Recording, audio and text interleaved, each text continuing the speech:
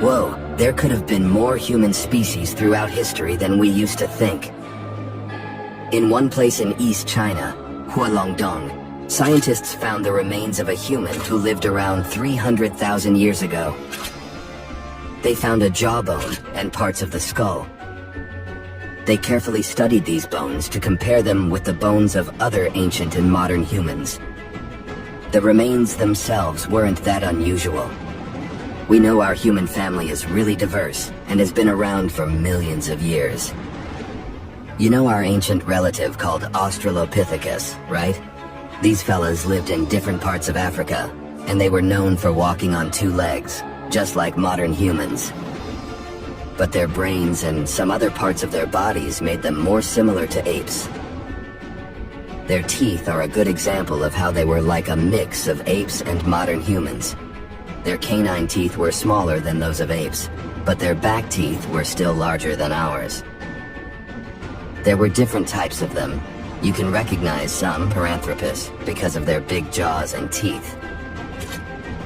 One of the most famous fossils of Australopithecus is Lucy, a lady that's about 3.2 million years old. She was found in Ethiopia. So, we know that our family got pretty big from that point, or probably even before it. But it's always great to welcome some new members, which seemed to be the case with this new discovery. Some parts of these bones look similar to the bones of ancient humans, while other parts look more like the bones modern humans have. For example, the person whose bones they found didn't have a real chin. That means we can't put it in any of the groups we know of, like Neanderthals, or maybe even Homo sapiens. So, might we be missing a branch from the human family tree, or an important step in our evolution? What we're looking at here could be some mix between the creatures that became modern humans like us, and the ones that turned into what we today know as Denisovans. It takes time to figure it all out, though.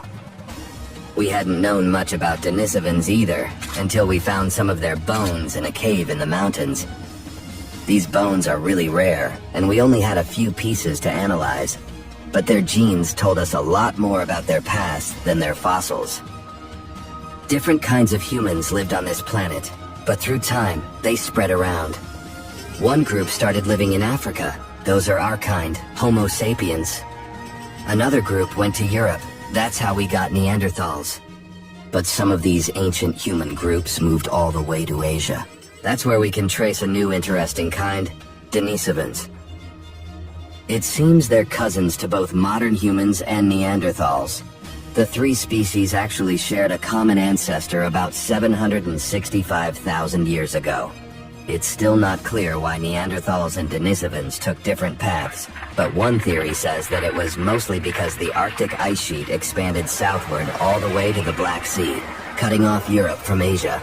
Life, or better yet, the planet, kept them separated for a very long time.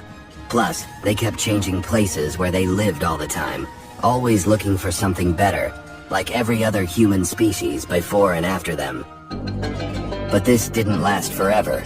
Scientists found genes from two groups of Denisovans, one in mainland Asia and the other in a place called Melanesia.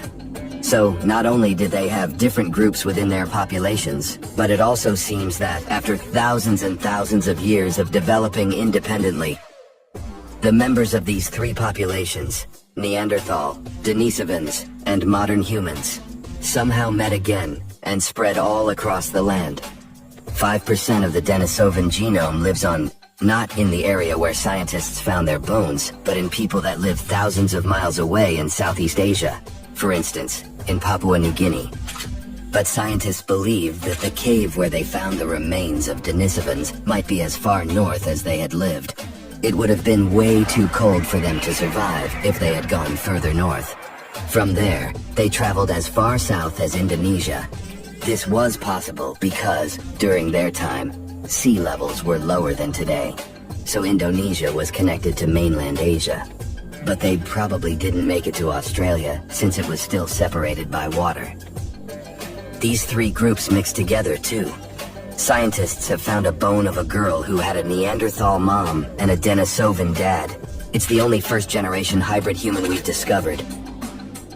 She even got a cool nickname, Denny. One of the mysteries about Denisovans is how they disappeared. Maybe they mixed so much with other humans that they just blended in. Or it's possible that modern humans' ancestors were stronger, had better tools, or even brought some diseases that didn't affect them, but affect Denisovans. Climate and where they lived might have also played a role. Denisovans lived in a wide range of environments, from cold parts of Asia to tropical Indonesia. Climate changes and the challenges of different habitats might have been really difficult to survive. But it's hard to draw strict lines in our family tree. We're still relatively new at learning about it anyway. Who knows how many new members we are about to discover? Half a century ago, a team of scientists had an idea that a collection of fossils they found at the Great Rift Valley in Tanzania were actually the remains of some new human species. Yep, that was the time when we welcomed Homo habilis into the family. It was a big discovery at that time since people mostly believed that the story of our evolution had been really simple. First, there were Australopiths that looked like apes. After them, there was Homo erectus, the upright man. They most likely lived in Africa around 2 million years ago, but also expanded really quickly across Eurasia. It was the first human species that we know about to have traveled such long distances to find a better place for life. They looked and behaved like humans. Plus, they were probably the first of our ancient ancestors who learned how to deal with fire. Maybe they were the first to cook food as well. And that's what we're definitely thankful for. Cooking food was an innovation that made the human diet more nutritive, and we could grow bigger and smarter brains. So, yeah, Homo habilis made things more complicated. They could walk on 2 legs, but they could also be better at climbing trees than walking on the ground like us. Plus, their brains were smaller than what a human should probably have. At first, it seemed these fossils could be from a completely different side of the family, related to other creatures, Australopithecus africanus, that looked like apes. But more and more digging showed that even though its jaws and teeth were similar, Homo habilis was still bigger and a bit different. The name means handy man, because they were probably able to make and use simple tools. Searching for more fossils in Africa wasn't easy because a team of researchers had to deal with wild animals and tough conditions all the time. But eventually, they managed to find some teeth and a strange skull that was, again, something different from the ancestors we knew about. The teeth were really big, so this new fella got the nickname of Nutcracker Man.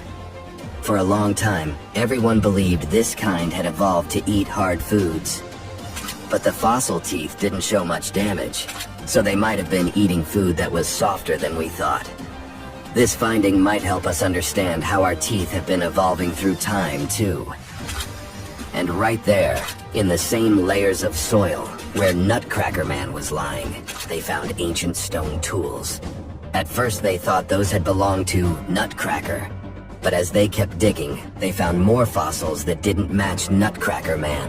It means that someone else must be the real tool maker. But that's another story for another time.